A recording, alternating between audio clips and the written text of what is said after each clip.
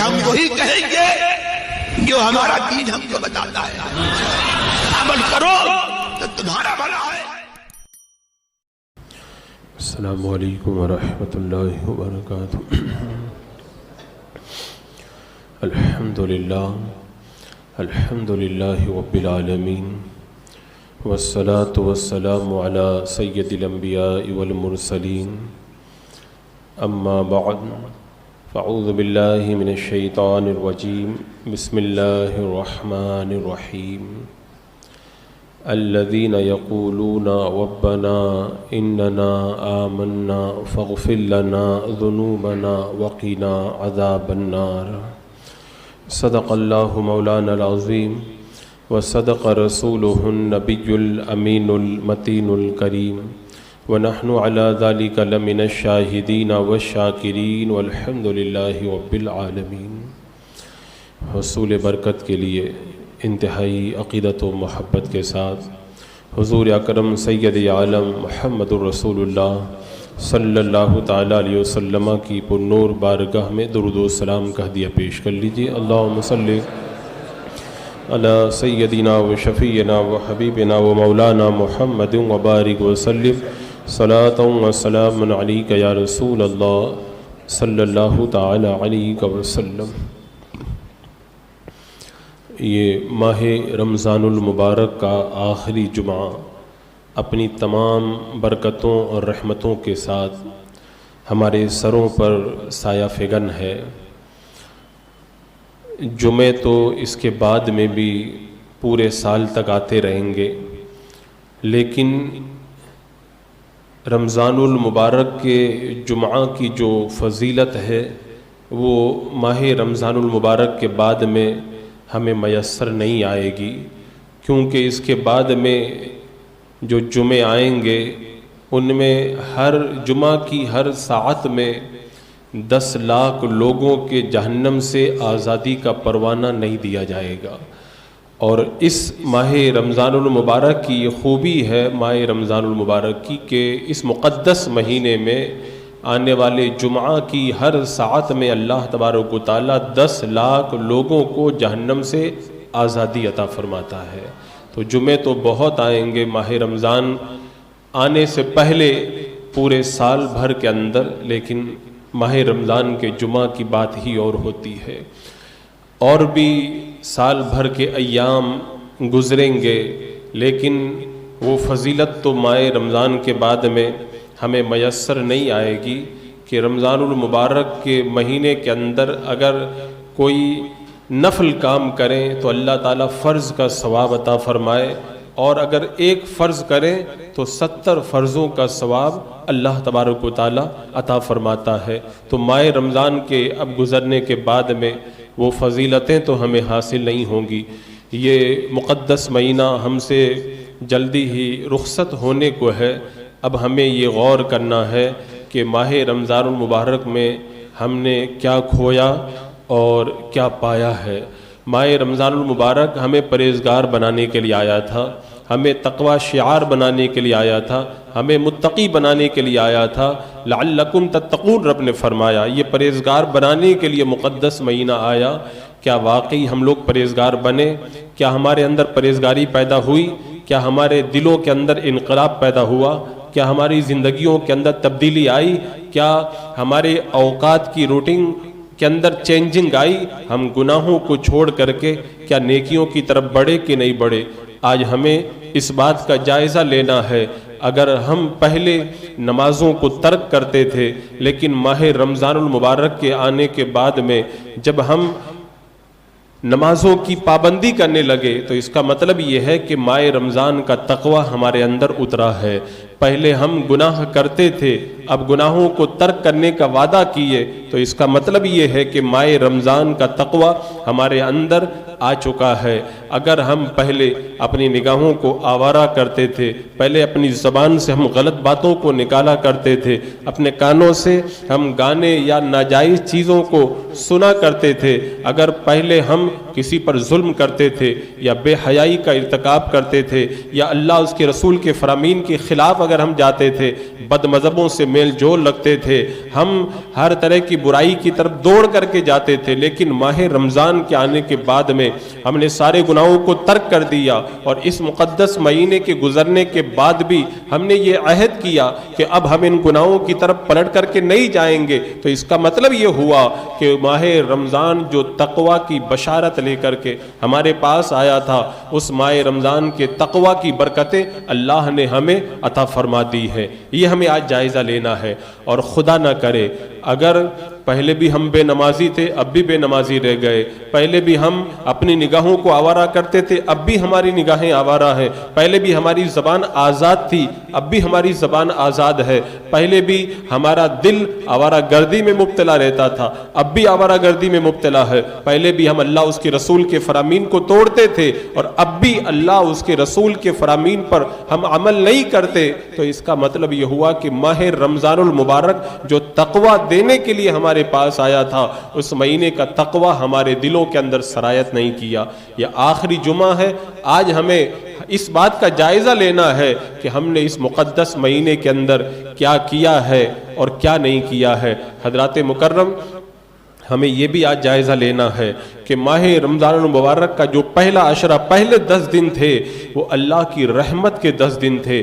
ہم نے پہلے 10 دنوں میں کتنی اللہ کی رحمتوں کو لوٹا ہے، دوسرے 10 دن یہ مغفرت کے تھے۔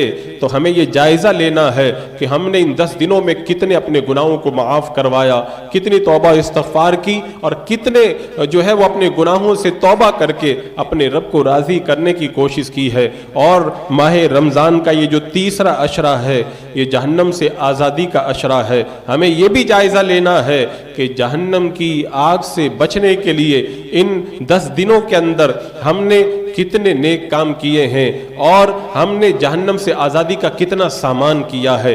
ہمیں اس بات کا بھی جائزہ لینا ہے۔ حضرات مکرم، ماہ رمضان المبارک کے بعد بھی آپ نیکیاں کریں گے، لیکن یہ یاد رکھیں کہ ماہ رمضان کے بعد میں نیکی کرنا اتنا آسان نہیں ہوگا، اس لیے کہ ابھی تو ایک نیکیوں کا موسم بنا ہوا ہے، شیطان بھی قید کر دیا گیا ہے، بھوک کی مار کی وجہ سے نفس امارہ بھی دبا ہوا ہے، ابھی نیکیاں کرنا آسان ہو گیا ہے۔ ماہ رمضان کے بعد میں نیکیاں کرنا ہمارے لیے اب اتنا آسان نہیں رہ جائے گا جتنا آسان اس مقدس مہینے کے اندر ہمارے لیے نیکی کرنا ہو چکا ہے۔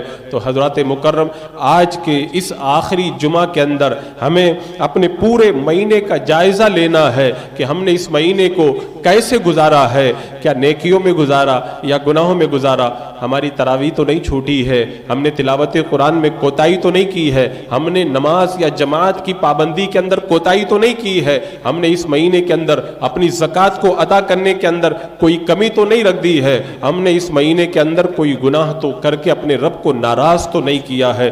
حضرات مکرم، آج آپ کو اس بات کا جائزہ لینا ہے۔ اگر آپ کا جائزہ اس بات کو بتائے کہ آپ کا یہ مہینہ گناہوں میں گزرا، معاذ اللہ برائیوں میں گزرا، تو پھر آج جو چند دن، 1-2 دن بچ گئے ہیں، ان میں آپ ان کوتاہیوں کی تلافی کریں، اپنے گناہوں سے توبہ کر کے، اپنی کوتاہیوں سے توبہ کر کے اپنے مولا کو راضی کرنے کی کوشش کریں، اس لیے کہ ماہ رمضان تو پھر اگلے سال آئے گا، لیکن آپ اگلے سال یہاں پہ ہوں گے یا قبر میں ہوں گے، اس کا کسی کو کوئی پتہ نہیں ہے۔ اور اگر اللہ نے آپ پر کرم کیا، آپ کا پورا مہینہ اگر نیکیوں میں گزرا ہے، تب بھی آپ کو رونے کی ضرورت ہے، توبہ کرنے کی ضرورت ہے، کیونکہ اللہ تعالیٰ قرآن پاک میں کیا فرماتا ہے کہ کانوا قلیلا من اللیل ما یعجعون وبالاسحار ہم یستغفرون، اور رات کو کم سوتے ہیں اور سحری کے وقت میں توبہ استغفار کرتے۔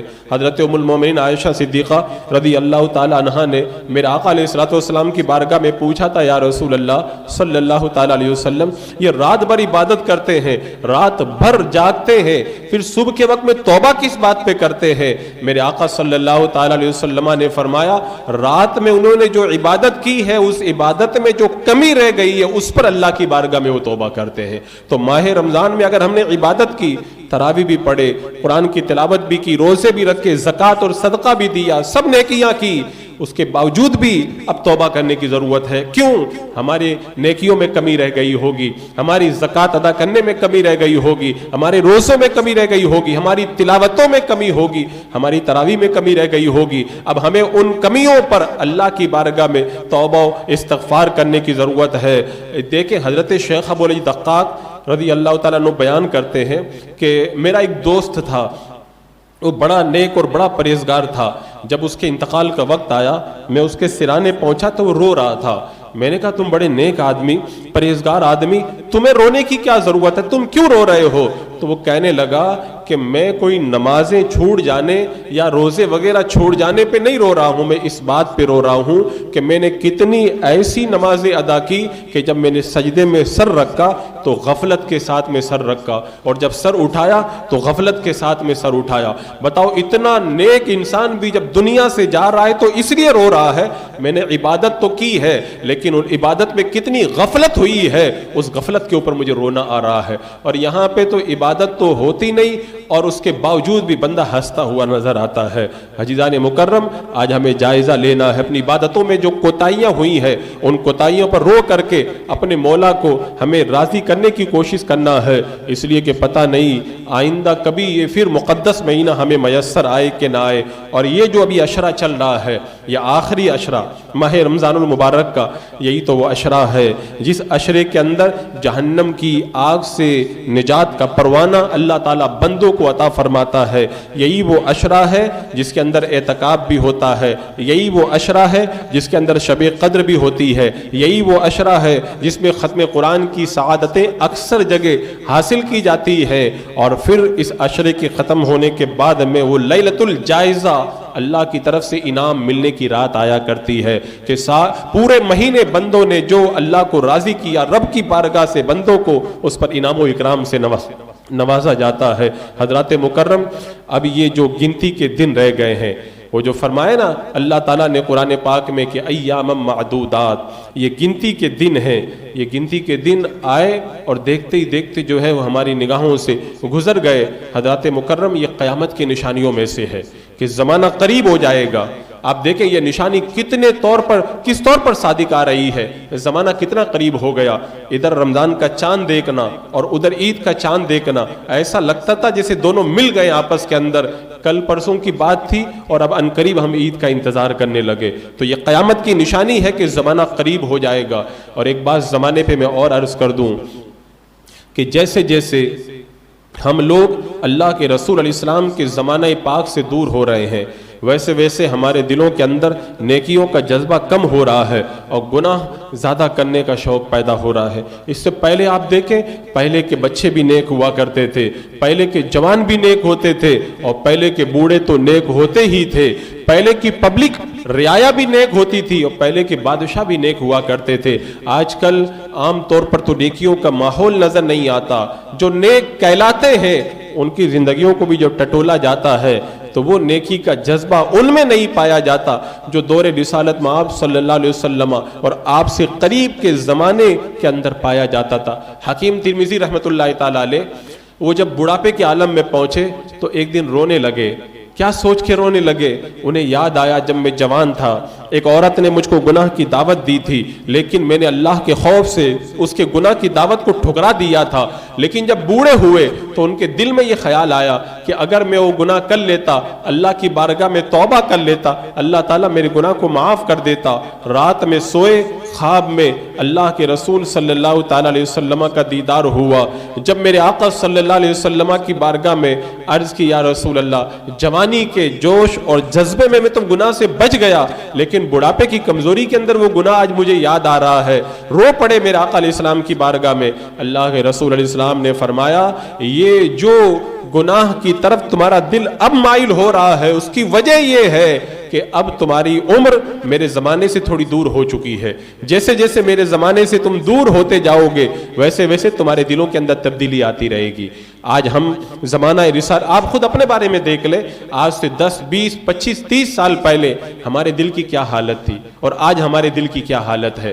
آپ دیکھیں اس وقت ہمارے دل میں نیکیوں کے خیالات آتے تھے، آج کیا اتنے نیکیوں کے خیالات آتے ہیں؟ اس وقت ہم جو گناہوں سے ڈرتے تھے، کیا آج ہم اتنے گناہوں سے ڈرتے ہیں؟ اگر میں اس کا ایک جائزہ اور چارٹ آپ کے سامنے پیش کروں تو کلیجہ کانپ جاتا ہے۔ اس وقت تو عالم یہ تھا، ہم نے خود اپنے بچپن میں دیکھا ہے کہ اگر اذان کی آواز آتی تھی اور گھروں میں اگر ٹی وی چل رہا ہے تو چاہے کیسا بھی ڈرامہ سین کیوں نہ چل رہا ہو، فوراً ٹی وی کو بند کر دیا جاتا تھا یا اس کی آواز کو بند کر دیا جاتا تھا۔ اب اذان کی آواز آتی ہے، بلکہ بندہ مسجد کے اندر لیٹا ہوا سو رہا ہے اور یہیں پر بیٹھ کر کے باتیں کر رہا ہے، اس وقت بھی اس کا موبائل آن رہتا ہے اور اسکرین کے اوپر کچھ دیکھتا ہوا نظر آتا ہے۔ اذان کی آواز سن کر آج ہمارے اندر وہ کیفیت پیدا نہیں ہوتی جو اس وقت جب ہم چھوٹے تھے تو ہمارے اندر پیدا ہوا کرتی تھی۔ یہ تو ایک بات ہے، اس کے علاوہ بہت ساری چیزیں ہیں۔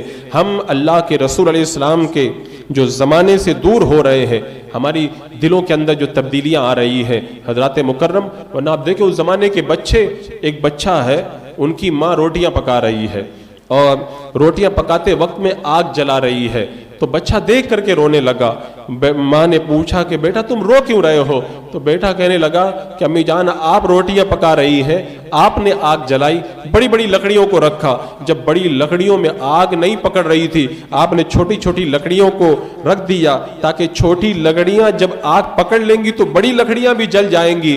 تو مجھے یاد آیا جب قیامت کے دن اللہ تبارک و تعالی بڑے بڑے گنہگاروں کو، بڑے بڑے سرکشوں کو جہنم کی آگ میں ڈالے گا، کہیں ایسا نہ ہو کہ اس وقت اس آگ کو اور بھڑکانے کے لیے مجھ جیسے چھوٹے بچوں کو بھی آگ کے اندر ڈال دیا جائے۔ تو یہ سوچ کر کے میں رونے لگا ہوں۔ تو بتاؤ اس زمانے کے بچوں کے اندر بھی اللہ کا اتنا خوف تھا اور وہ اس قدر اللہ کے خوف سے لرز جایا کرتے تھے۔ اور اس زمانے کے بادشاہ آپ دیکھیں، آج کل تو جو مال و دولت پا جائے، عہدہ اور منصب پا جائے، دنیا میں کوئی رتبہ پا جائے تو اس کو لگتا ہے کہ مجھے نیکی کرنے کی کوئی ضرورت ہی نہیں ہے، وہ اپنی دنیا الگ بسا لیتا ہے، اللہ کی بارگاہ سے کنارہ کر کے دور ہو کر کے دنیا کے جو ہے وہ تمام فتنوں کے اندر مگن ہو کر کے رہ جاتا ہے۔ ورنہ آپ دیکھیں جب حضرت شیخ قطب الدین بختیار کاکی رحمت اللہ تعالیٰ علیہ، جن کا دہلی شریف کے اندر مزار ہے، ان کا انتقال ہوا، آخری وقت میں آپ نے وصیت کی تھی میرے جنازے کی نماز وہ شخص پڑھائے جس نے نہ تو کبھی تہجد کی نماز چھوڑی ہو، نہ کبھی عصر کی سنتیں چھوڑی ہو، اور جس نے کبھی کسی غیر محرم کی طرف نظر اٹھا کے نہ دیکھا ہو، اور جس نے کبھی جماعت کے ساتھ میں نماز ترک نہ کی ہو۔ اتنا جو نیک بندہ ہوگا وہی میرے جنازے کی نماز پڑھائے گا۔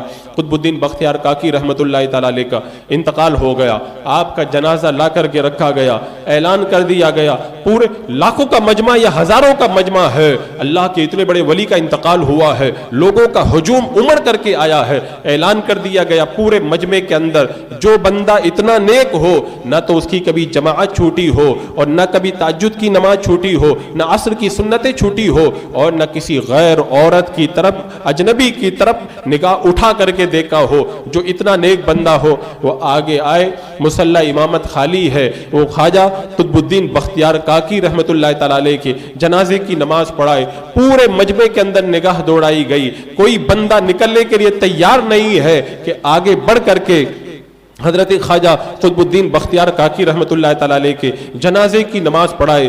ہزاروں کے مجمع میں نہ جانے کتنے نیک لوگ ہوں گے، کسی کی مجال نہیں ہے کہ ان چار باتوں کا دعویٰ کر کے، اتنا نیک ہونے کا دعویٰ کرے اور آگے آ کر کے مصلی پہ کھڑے ہو کر کے جنازے کی نماز پڑھائے۔ جب کافی دیر گزر گئی، کوئی نکلنے کے لیے تیار نہ ہوا، تو اس زمانے کا ہندوستان کا بادشاہ سلطان شمس الدین التمش آگے بڑھا اور مصلی پہ کھڑا ہوا اور سر جھکا کر کے کہا کہ اللہ کا شکر ہے میں نے کبھی نہ تو جو ہے وہ غیر محرم کی طرف نظر اٹھا کر کے دیکھا ہے، نہ کبھی تہجد کی نماز ترک کی ہے، نہ کبھی جماعت کو میں نے ترک کیا ہے، اور نہ کبھی میں نے عصر کی سنتوں کو چھوڑا ہے۔ اگر خواجہ قطب نے میرا راز فاش کرنے کا یہ ذریعہ نہ نکالا ہوتا تو میں اپنی زندگی کا یہ راز کبھی بھی تمہارے سامنے بیان نہیں کرتا، لیکن خواجہ قطب کی وصیت پہ مجھے عمل کرنا تھا، لہذا میں اس بات کا اظہار کراتا ہوں کہ یہ چاروں خوبیاں میرے اندر موجود ہیں، کھڑے ہو جاؤ میں تمہیں جنازے کی نماز پڑھاتا ہوں۔ تو اس زمانے کا جو بادشاہ ہوتا تھا وہ بھی اتنا نیک ہوتا تھا، تو پھر اللہ کی رحمتیں कैसे जो है वो बरसा करती थी। लेकिन आज हमारी जिंदगियां गुनाहों के अंदर जब मगन होकर के रह गई तो अल्लाह की रहमतें हमसे रूठ गई हैं। आज हमारी जिंदगियों में कितना बदलाव आया है। आज हालात का रोने वालों को मैं कहता हूं हदीस पाक पढ़ो। मेरे आका अलैहिस्सलातु वस्सलाम ने इरशाद फरमाया, कसम है उस जात की जिसके कब्जा कुदरत के अंदर मेरी जान है। अल्लाह के रसूल फरमाते हैं कि तुम नेक कामों का हुक्म देते रहोगे, बुराइयों से रोकते रहोगे, वरना मेरे आका ने फरमाया वरना अल्लाह ताला तुम पर ऐसी कौम को मुसल्लत कर देगा कि वो तुम पर जुल्म करेगी और फिर तुम अल्लाह की बारगाह में दुआ भी करोगे तो तुम्हारी दुआ कबूल भी नहीं होगी। क्या हमने अपने गुनाहों की वजह से क्या अल्लाह को नाराज नहीं किया है? मेरे आका फरमाते नेक काम का हुक्म देते रहोगे, गुनाहों से रोकते रहोगे। आज न तो कोई नेक काम का हुक्म देने के लिए हम आमादा होते हैं और न कोई गुनाह करने वाले को हम रोकने के लिए तैयार होते हैं, जिसकी वजह से अल्लाह ने ऐसे लोगों को हमारे ऊपर मुसल्लत कर दिया। हम अल्लाह की बारगाह में दुआएं भी कर रहे हैं लेकिन ये मुश्किलात हमारे सरों से टलने वाली नजर नहीं आती। उसका यही रास्ता, हम भी नेक बने, दूसरों को भी नेकी की जो है वो दावत दें, और जो बंदा गुनाहों की तरफ कदम बढ़ाए उसके कदमों को, उनके हाथों को रोक करके उसको समझाएं और उसको गुनाहों से बाज लाने की कोशिश करें। हजरात मुकर्रम, ये ज़माना जैसे जैसे क़यामत के करीब बढ़ रहा है वैसे वैसे हमारे दिल बदल रहे हैं, हमारी ज़िंदगियां बदल रही है। पहले हम मगरबी कल्चर को जो है वो नकारते थे, अगर मगरबी कल्चर को दिल से लगा रहे हैं। पहले हम जिस फैशन को लानत भेजते थे आज उस फैशन को हम अपने सीने से लगा रहे हैं। पहले जिन गुनाहों से हम नफरत का इजहार करते थे आज वो गुनाह हमारी आंखों की ठंडक बनने के लिए जो है वो बिल्कुल तैयार है। पहले हम जिस अंदाज के अंदर शरीयत मुतहरा को फॉलो करते थे आज हम शरीयत के कितने अहकाम को तोड़ते हुए नजर आ रहे हैं। हजरात मुकर्रम, ये अब माह रमजान मुबारक का आखिरी अशरा और इस अशरे का ये जो है वो आखिरी जुमा हमारे दरमियान जलवा फरोज है। जो कमियां रह गई हैं वो कमियां पूरी कर लो, जो कोताहियां रह गई हैं वो कोताहियां पूरी कर लो। और मैंने बताया था कि ये आखिरी अशरा जहन्नम की आग से निजात पाने का अशरा है। जहन्नम की आग से निजात पाने के लिए जो करना है वो इस अशरे के अंदर कर लो। हमारे बुजुर्गों को तो जहन्नम की आग का खौफ था और ऐसा लगता है इस कौम को तो अब जहन्नम का भी डर नहीं लगता है। तभी तो बार बार जब वईदें सुनाई जाती है लेकिन जिंदगियां नहीं बदलती है। हजरत जिब्रील अलैहिस्सलाम ने कसम के साथ में कहा था कि अगर जहन्नम की आग को अगर एक थोड़ा सा खोल दिया जाए तो सारी दुनिया जल करके राख हो जाए, और फरमाया कि अगर जहन्नम का दारोगा अगर दुनिया के अंदर आ जाए सब उसको देख करके मर जाए, और जहन्नमियों की एक कड़ी अगर दुनिया के पहाड़ों पे रख दी जाए तो सारे पहाड़ जमीन में धंस जाएं। इतना सख्त अजाब और उसकी वईदें सुनाई जाए, उसके बावजूद भी हम गुनाहों से बाज आने के लिए तैयार नहीं होते। हजरत इमाम ताऊस के बारे में मैंने पढ़ा कि जब रात का वक्त होता वो अपने बिस्तर पर ऐसे उछला करते थे जैसे कढ़ाई के अंदर जो है वो दाने उछला करते हैं। पूछा कि क्यों? कहा कि जहन्नम के खौफ ने आबिदों की नींद को उड़ा करके रख दिया है। और इमाम रबी रज़ी अल्लाह तआला अन्हु की बेटी ने उनसे कहा था कि अब्बा जान अब रात भर रोते सोते क्यों नहीं है? तो हजरत इमाम रबी ने कहा बेटा जहन्नम की आग ने तेरे बाप की नींद को उड़ा दिया है। और हजरत अब्दुल्ला बिन जुबैर रज़ी अल्लाह तआला अन्हु रात में जब खूब रोते थे, लोगों ने कहा कि आप इतना क्यों रोते हैं? कहा कि मैं देख रहा हूं कि जहन्नम को तैयार किया जा चुका है, जहन्नम के दारोगा खड़े हैं, अब मैं जहन्नम के खौफ से न रोहूं तो क्या करूं? बताओ जहन्नम का इतना सख्त अजाब, और अल्लाह तबारक व तआला इस महीने के अंदर रोजाना 10 लाख लोगों को जहन्नम की आग से निजात देता है, और जुमा की हर सात के अंदर 10 लाख लोगों को जहन्नम की आग से निजात अता फरमाता है। बताओ ये निजात पाने का मौसम है और हम इसको ऐसे ही ज़ाय कर दे रहे हैं, क्या बाद में हमें इसका अफसोस नहीं रहेगा? हजरात मुकर्रम, ये आखिरी जुमा अब हमारे दरमियान ये पैगाम लेकर के आया है कि माह रमज़ान तुमसे रुखसत हो रहा है, अब जो कमियां रह गई है उनको पूरा कर लो। और हजरात मुकर्रम, मैंने बताया कि ये माह रमज़ानुल मुबारक हमें परहेजगार बनाने के लिए आया था, दिल को साफ करने के लिए आया था। अब हमें देखना है दिल कितना साफ हुआ। हजरत मूसा अलैहिस्सलाम ने अल्लाह की बारगाह में अर्ज किया, अल्लाह तेरे महबूब बंदों की पहचान क्या है? तो रब ने फरमाया मेरे महबूब बंदों की पहचान ये है, उन्हें मैं जिक्र फिक्र नेकियों की लगन अता फरमाता हूँ और नाजायज और गुनाह के कामों से उनको मैं बचाता हूँ। تو اگر واقعی ہماری یہ کیفیت بن گئی تب تو ہمارا دل صاف ہوا۔ حضرت ابو تراب فرماتے ہیں کہ اللہ کی رحمت سے دور ہونے کی 3 نشانیاں ہیں، نہیں بلکہ انہوں نے فرمایا کہ دل کے سیاہ ہونے کی 3 نشانیاں ہیں۔ پہلی نشانی یہ ہے کہ بندے کا دل گناہ کرنے سے نہ گھبرائے، گناہ خوب کرے دل نہ گھبرائے، نیک کام کے اندر دل نہ لگے، نیکی کی طرف اس کی رغبت نہ ہو، اور پھر اس کے بعد میں اس کو کوئی سمجھائے تو سمجھانے کا اس کے اوپر کوئی اثر بھی نہ ہو۔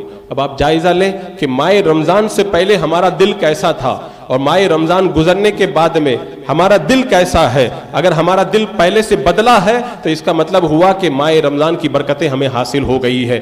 پہلے بھی ہمیں گناہ کرنے میں کوئی ڈر نہیں لگتا تھا، اب بھی نہیں لگتا ہے۔ پہلے بھی نیک کام میں مزہ نہیں آتا تھا، اب بھی مزہ نہیں آتا ہے۔ پہلے بھی کوئی سمجھاتا تھا تو اثر نہیں ہوتا تھا، اب بھی اثر نہیں ہوتا ہے۔ تب اس کا مطلب یہ ہے کہ دل پہلے بھی ویسے ہی سیاہ تھا، اب بھی سیاہ ہے۔ پہلے بھی ہم پرہیزگار نہیں تھے، اب بھی پرہیزگار نہیں بن پائے ہیں۔ لہذا حضرات مکرم اب ہمیں یہ کوشش کرنا ہے دل بدلے، پرہیزگاری ملے، اور دل بدلنے کا مطلب یہی ہے اب ہم گناہ کرنے سے گھبرائیں، نماز چھوڑنے سے گھبرائیں، غلط بات کو زبان سے نکالنے سے گھبرائیں، اور کسی بھی حکم شرع کو توڑنے سے گھبرائیں، چاہے وہ بد مذہبوں کی صحبت ہو یا کسی بھی طرح سے کوئی گناہ ہو، اس گناہ کے نام سے ہم لوگ گھبرائیں۔ ہمارا دل بدلنا چاہیے۔ پہلے نیکیوں میں لطف نہیں آتا تھا، اب مزہ ملنا چاہیے، اب نیکیوں میں لطف آنا چاہیے، نیکیوں کی چاشنی اور حلاوت ہمیں ملنا چاہیے، اور اب اگر ہمیں کوئی نیک کام کے لیے سمجھائے تو ہمیں توجہ دینا چاہیے، تاکہ دل ہمارا بدلے، دل بدلے، اور دل کا رنگ بدلے گا تو ماہ رمضان کی برکتوں کا اظہار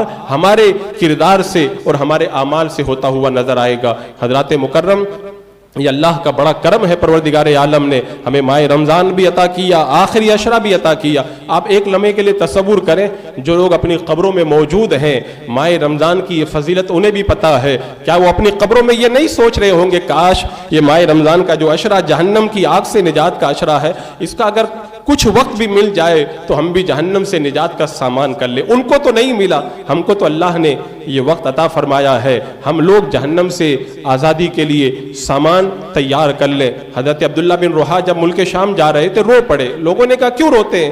کہا میں موت کے ڈر سے نہیں روتا، تمہاری محبت میں نہیں روتا، اس لیے روتا ہوں۔ رب نے فرمایا وَإِن مِّنكُمْ إِلَّا وَارِدُهَا، جہنم پر سے سب کو گزرنا ہے، مجھے یہ نہیں پتا ہے کہ میں کامیاب ہو کے گزر جاؤں گا یا ناکام ہو جاؤں گا۔ تو حضرات مکرم اپنے اندر یہ خوف پیدا کریں، ڈر پیدا کریں، آخری جمعہ سے لے کے اب جو وقت بچ گیا ہے اس کو پورے طور پر عبادت و ریاضت میں آپ حضرات خرچ کریں، اور کوشش کریں کوتاہیاں آپ کی جو رہ گئی ہیں ماہ رمضان میں ان کوتاہیوں کی تلافی ہو۔ اللہ تبارک و تعالی ماہ رمضان المبارک کی برکتوں سے ہمیں اور آپ کو مالا مال فرمائے، اور اس کی بچی ہوئی سعادتوں سے ہمیں خوب حصہ لینے کی توفیق عطا فرمائے۔